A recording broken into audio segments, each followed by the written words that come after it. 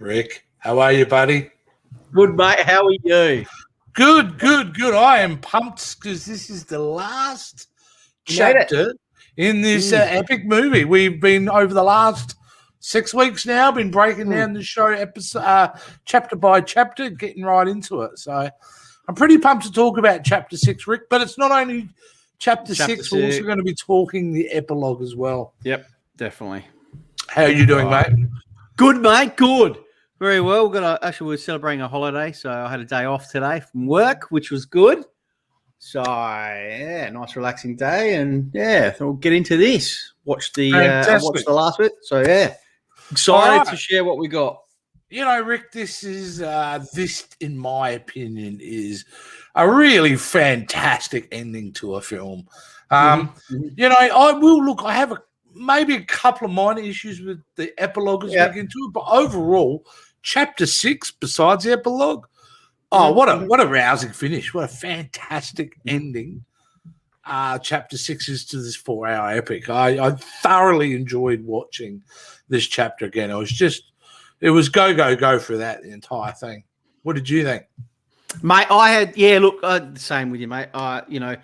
Looking back at it, there was a lot of different elements to this chapter 6 and breaking it down, and it had some really good bits. There was a couple of little issues that I had, but nothing major. But yeah, even the epilogue I felt was probably a little bit slow, but it was necessary to have to finish off and tie everything all together. So fantastic ending to a movie. So yeah. Yeah, absolutely. All right, let's start breaking this chapter down. And part 6 starts pretty well with the fact that we know Superman's returned now. We're just coming off that really great scene at the memorial. Yep.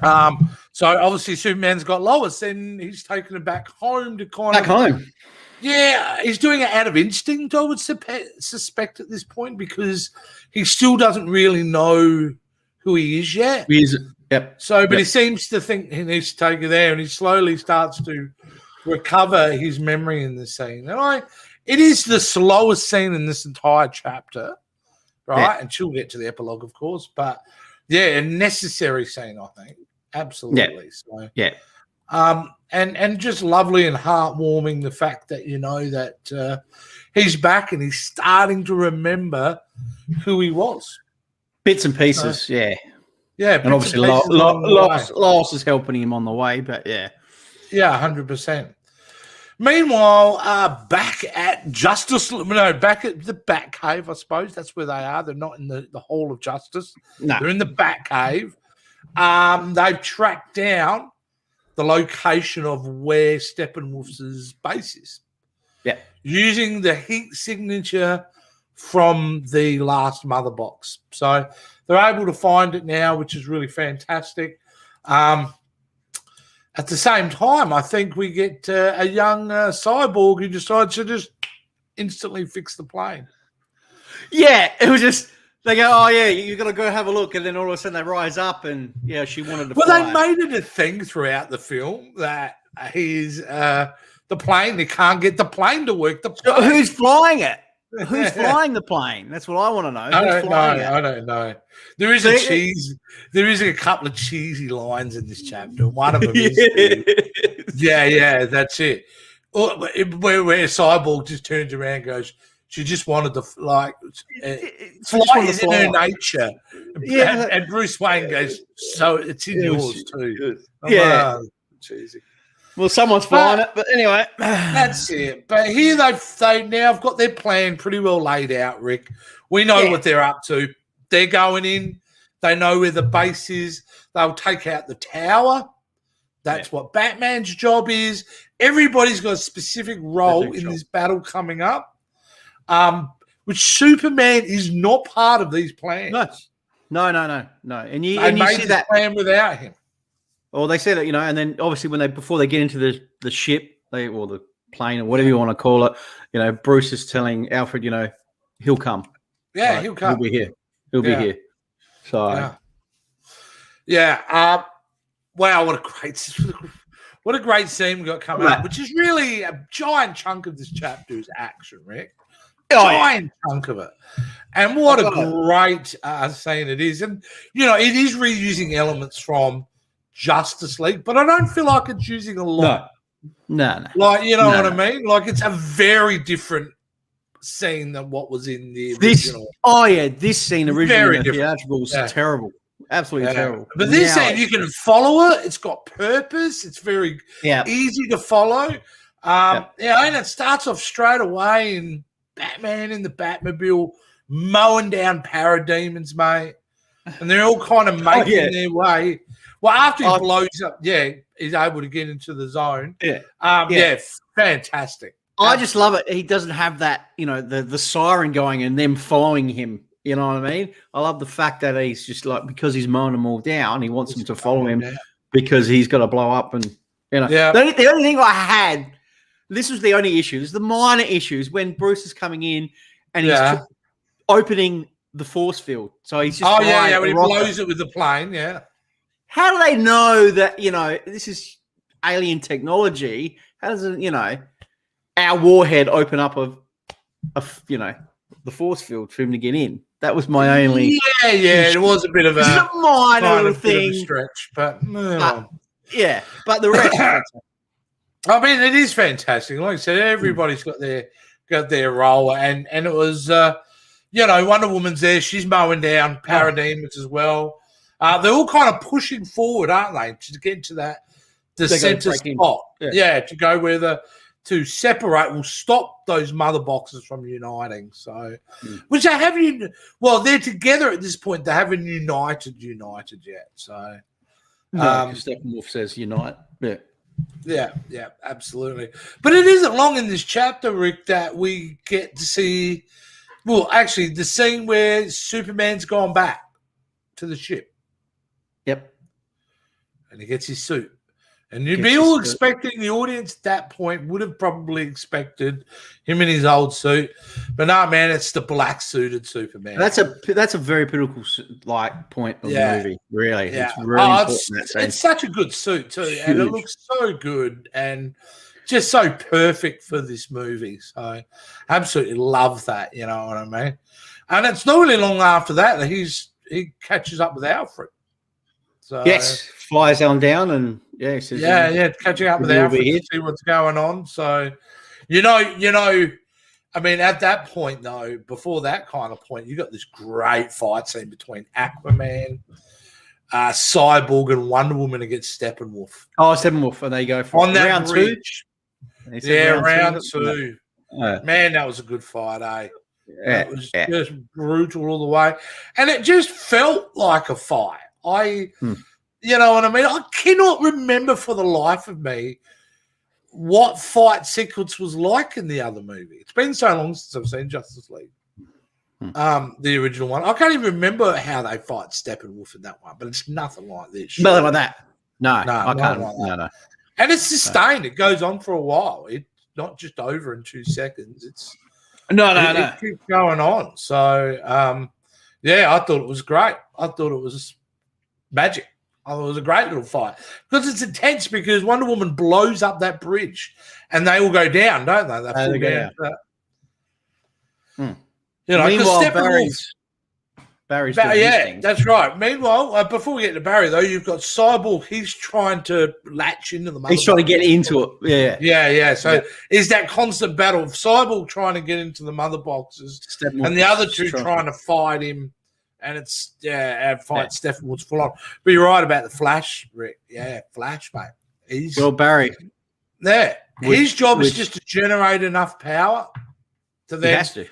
Has to generate enough power, hit Cyborg, and that will create a connection between Cyborg and the Unity. So and then they're in. Yeah, and they're in. So that's what he's kind of doing at that point. And it's pretty sustained. I mean, until it looks like Steppenwolf at one point has got Cyborg dead to rights. He's lifted up the axe, boom. And then we get that scene, Rick.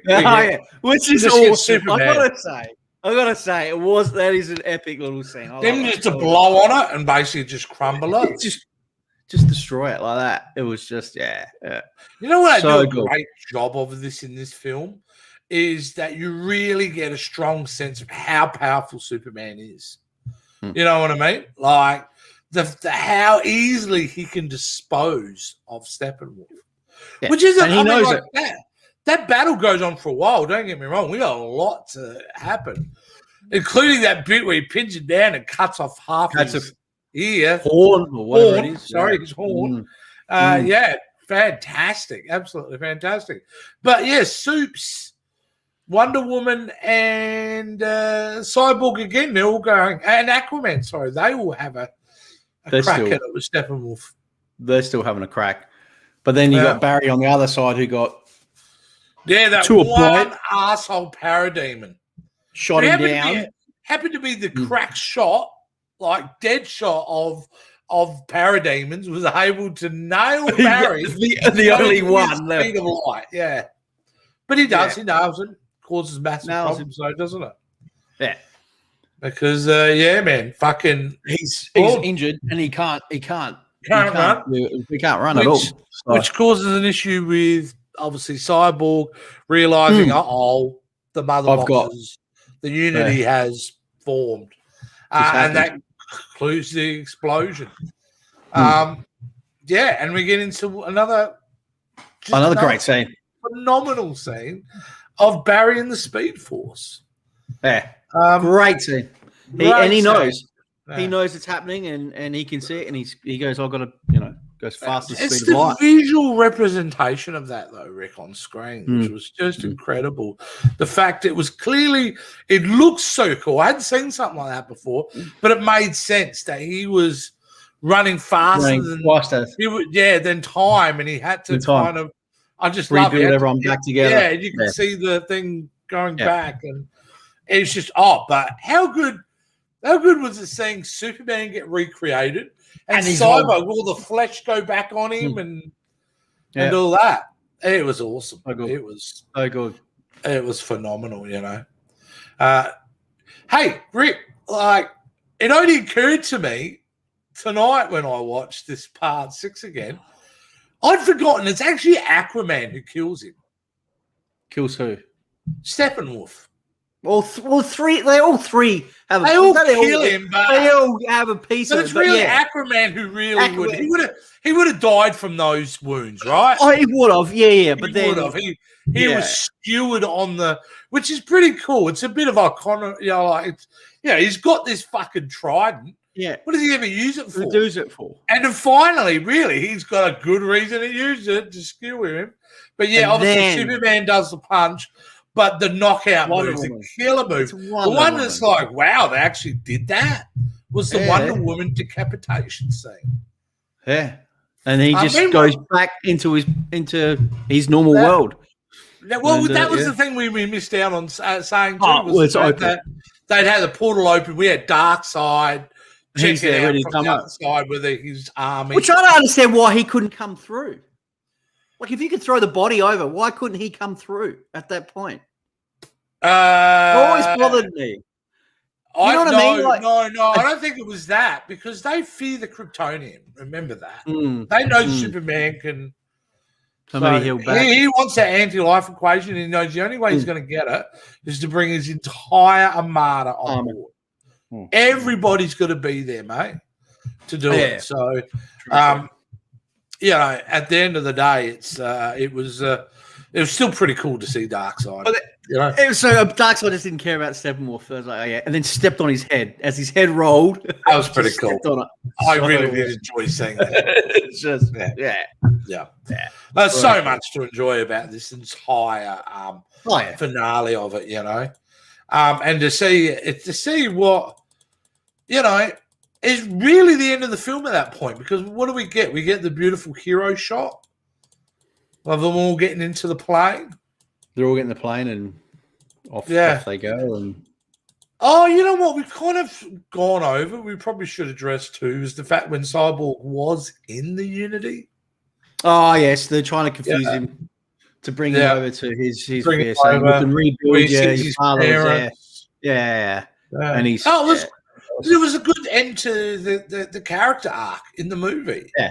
Yeah. Cyborg was served so well as a character in this movie, and it was great to see a nice emotional, and it was an emotional ending for him. So it was, which was kind of good. But it's not the end because we do get to see after that we get to see a montage of each one of them, but it's each yeah. But I'm trying to remember whether that was in the epilogue or not. I do think that was actually in the epilogue. Which one? The scenes where we start to get to see what each hero is doing now. Not the one we just spoke about, no. Well, no, they have the scene where you see them all standing up. You know, that hero shot. The hero shot, and then that comes up. But doesn't the movie end there? That's where it ends, yeah. And then it goes and then you go to the epilogue. Yeah, that's what. And then it all. Yeah. And where you see Cyborg obviously accepting and grieving for his father. This is the beginning of that montage we were just talking about, what we're going to see of each character. So you see the fact that Aquaman has clearly had a conversation with Willem Dafoe and Mira, basically saying to the world, I'm going to see my old man. And if you remember Aquaman, the movie, isn't that where he started with his old man? That's right. Yep. So kind of links that word together well, I thought. I didn't have an issue with it anyway. No, that wasn't on. No, not a problem. That Dr. Raymond Choi, that kind of introduced the concept very vaguely of the Atom, their version of Ant-Man. They kind of, allude to that. We get the scene, which I thought was the Josh Whedon scene. I was shocked that actually it was filmed by Zack Snyder. Was they've gone to the old Bruce. Well, I think they're in the old Bruce Manor, aren't they? Or the Wayne Manor. Oh, at the end. Or they're some old building where they decide the Hall of Justice. Yeah. I got a big round table with 6 chairs. It always seemed like a bit of a cheesy line, that one. We get to see Barry. Barry's back visiting his dad in prison and being able to announce that he's got a job now, which was nice. Dad's very proud. Got a foot in the door. So, which I thought was kind of good too. And then we go straight to the scene. We're back at the Kent farm, where a couple of big things about this. There's a couple of big things in this scene, Rick. Is this divert to what I spoke about last week?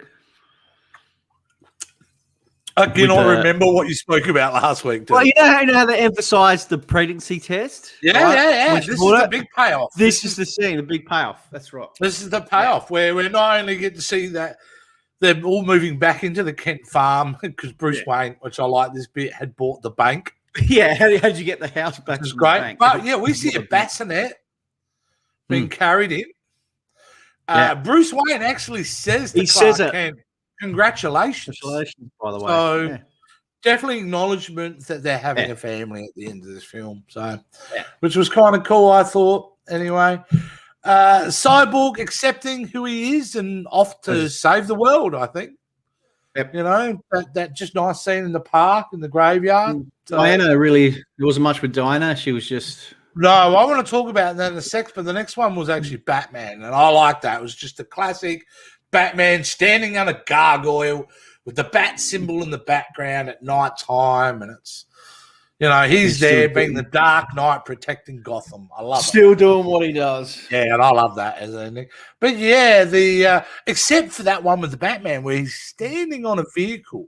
You know why that vehicle might have got the comic book nerds a little bit excited?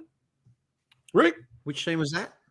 Right at the end, Batman, as we pan back, where he looks like he's standing on a building, but he's actually standing on a vehicle. Oh, is he? Okay. You don't notice that? No, I didn't notice it. Yeah, he's standing on basically the tank from Dark Knight Returns, that bat armored vehicle. He's standing on it. Very cool. Very cool. Awesome. But Diana's ending is actually quite sad, quite tragic. Because she's there on the cliff. And you got to think about the information she was fed. She was told by Steppenwolf that he's just wiped, which he kind of did. He's wiped the floor with them. And she's, her mother's dead. At the point, she's, obviously feeling guilty, probably, grief. there's a lot going on in Diana, which we haven't seen that headspace of her, because remember the sequel to Wonder Woman, that abysmal Wonder Woman 84, is set before all this stuff. So at this point in the universe, from Zack Snyder's perspective, Diana isn't in a good place. So I found that a very interesting choice too. Flash is in a great place. I love that. Just him, the joy of him just running. You know what I mean? I thought was how much better was Ezra Miller in this movie? Oh, so much better. He's more relatable. Yeah, he's just far better character. He's everything formed off of. He really was. Yeah. He was great to watch.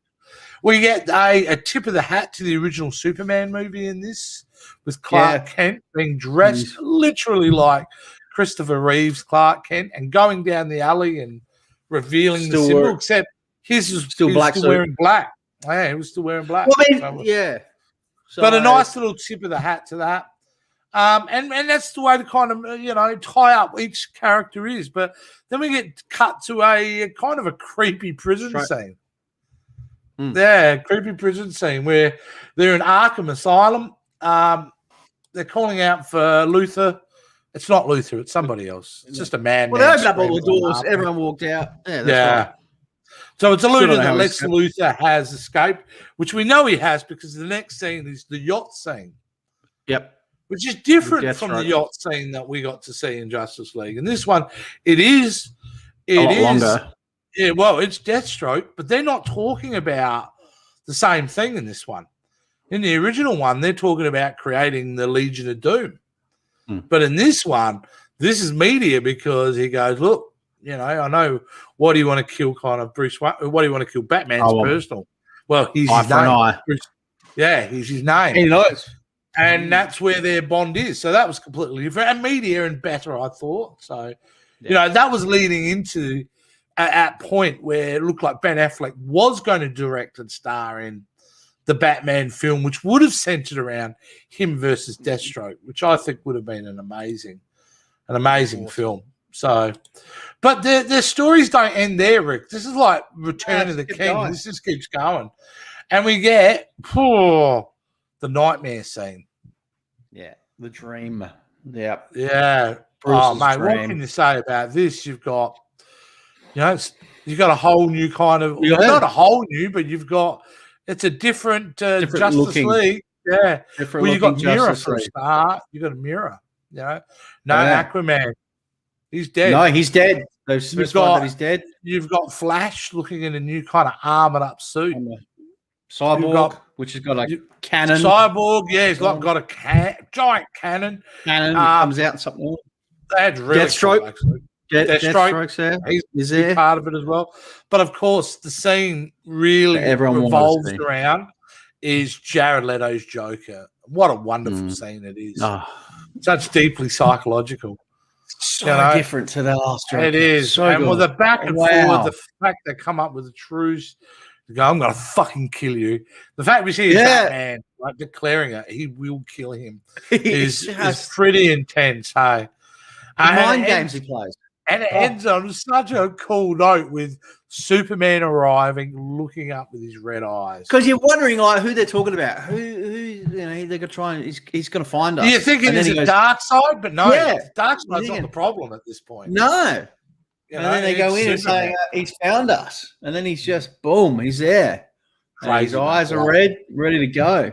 But, and shot so well. Like, it was like a dream state, wasn't it? Like, sometimes it was out of focus on purpose.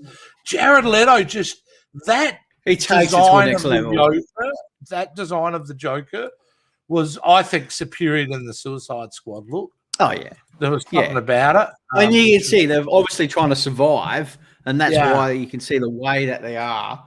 They're surviving in this realm with this different, world, which Bruce had created because he killed her. Yeah. So 100%. Yeah. Well, so good. Is this last scene coming up necessary? This is probably the only one I had a little bit of a problem with. You know what I mean? In fact, if any character throughout this movie, if I was to be critical, would be the they shoehorned in Martian Manhunter.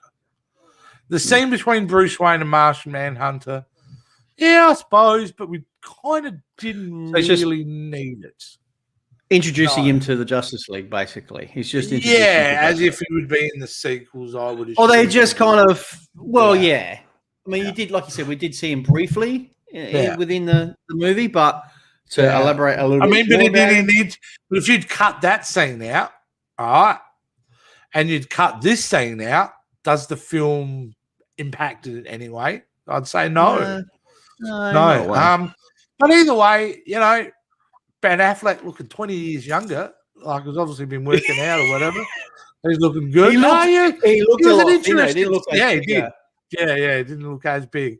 But it was good. It was good. And that's it, basically. They end up by just saying for autumn, which I thought was a beautiful comment to make. So, mate, that was it. That was chapter 6 and the epilogue. We've done it, Rick. We've done That's it. We're out, mate. Have just gone through this entire film bit by bit, broke it down. Gone over it again. And what's your opinion out of all this? You know, this last 6 weeks, the fact that we've been looking forward to it for a while. That's great. You watch the movie as a whole and you're all excited. You say, that's great, man. You see all these different things. But breaking it down, these 6 episodes plus the epilogue, you get to see things you probably may have missed and delve a little bit deeper into it. So good. I really enjoyed it. Really have. Episodically, like we did. Good, because you knew, okay, I've got 45 minutes here or an hour. I'm just going to focus hard on this hour. That's all I have to worry about. And it was great. It was really enjoyable. This film does hold up. If I was to give it a traditional rating, and I don't know if I mean, it's definitely up there. I mean, if it's of course out of 10 or something, I would say it's an 8, 8.5, 9, something in that range. Like I'm maybe closer to the 9 than an 8. I do think this is a great film. One of the, to me, my top 5 superhero films of all time, which is a big statement to make. It'd be my top 3 non-Marvel superhero films of all time. Yep. That's easy to say. Because as soon as you throw Marvel in there, it's hard, isn't it? It's almost like in a discussion like this, you go, look, let's just put the MCU aside because we all know they're amazing. And then let's rate it on the others. But, I reckon I'd give it a close to 8.5 and a 9, I reckon, for a movie itself, the way it was done, and how drastically different and improved it was from the original film. Oh, hugely. How about you, Rick? I agree with you on all those points, Jace. It was so enjoyable to watch. And it was hard to first off watch, and compare it to the other Justice League because things were going through your mind. But breaking it down was just so good to see. And it was a more enjoyable movie than, and I would pay, I would have gone, if this was on the cinemas, I would have gone, like I said, when we saw Endgame 3 times to go see it. I would pay money again and again to see this on the big screen because that's how good this was. Yeah. Where's it go from now? From the other, Justice League 2 and 3, where we're going to go with that, who knows? Nowhere, Rick. Mate, Warner Brothers has gone out of their way to close the book on this one. They announced 2 weeks ago a Blu-ray, the Snyder trilogy. They've announced where they're basically saying you get this, you get Man of Steel, Batman v Superman, and Justice League all in one big 4K Blu-ray, and that's it. They are not moving forward with this universe. They are obviously stuck doing franchises like Shazam, which is getting a sequel and that spin-off with Black Adam that's currently being filmed. They're doing The Flash, obviously. They're filming that at the moment, which comes out next year. Aquaman 2's on the way, and we assume we're going to get a third Wonder Woman. So there is still life in that. But for some reason, they don't want to do what everybody wants and just go, give him the money, let him do it. Let him do the other 2. We will come and see it. We will come and see it. But I don't think it's going to happen. If it does, it's fantastic and anything's possible. It should. Because the whole reason this movie even exists is because of fans. The fans. That's right. So, I've thoroughly enjoyed this film. It was a really awesome surprise this year and probably best thing I've seen this year so far. I would say, movie-wise, definitely best movie I've seen this year. But it's up there too. I mean, if I was to say best thing I would see, I mean, one of the other two best things I've seen this year would have been WandaVision and Falcon and Winter Soldier. Yeah. So, it's still in good company. Been really good. Been fantastic. So that's it, Rick. We've tied it up, mate. That's it. Another showdown. That's it. We'll have to see the next time that something else comes out. Hopefully DC brings something else out. But look, I think it'll be very, I mean, we'll do definitely some DC content coming forward. I mean, you got to have a show like The Peacemaker, spin-off James Gunn, the character from the Suicide Squad. So we're going to definitely going to get shows coming forward from the DC that we're going to able to do stuff on. So. Cannot wait. Yeah, man. Like it's been fun to do. That's it. It's been great. Yeah. So that's it, guys. That's it for the series. Now, there's more coming up on our channel this week. Starting Friday, Rick, we're starting a new retro review show where we're going to go back to old films and then we're going to go back and do fresh reviews on them. But the spin on it is, we used to have a show called Retro. Well, we still do. Old school. Retro and old school trailer reactions, where we went back to old movies and watched the trailers for those films. A lot of those trailers we hadn't seen. So, and that was fun to do. So we're going back and picking the films that we're doing a review on from those old trailer reactions we've done for the old school / retro. And Rick chose the first one this week, and he chose Predator. So we're doing the Arnold Schwarzenegger classic, John McTiernan film, Shane Black starring Bill Duke, kicking ass film. So we'll post it on our Facebook page on Thursday. You can go back through our titles on our YouTube channel. You can go through a playlist there. We've got an actual playlist, it's old school playlist. You can go through and check it out there. And then we'll go live on the Friday. So all right, Rick. And then what do these guys need to do? How do they get in touch with us? How do they communicate with us? Give them the spiel, mate. Guys, all you need to do is give us a comment down below for the video. We really, really appreciate it. Also, give us one of these a thumbs up. We'd also appreciate one of those. Hit that subscribe button, hit the like button, hit the notification bell, and just comment on all our stuff and share everything, guys. We really, really appreciate everyone's support. Thank you so much, guys. Appreciate it. Well, that's been a blast. Thanks for watching the show, guys. We will see you Friday night for our new show. See you guys.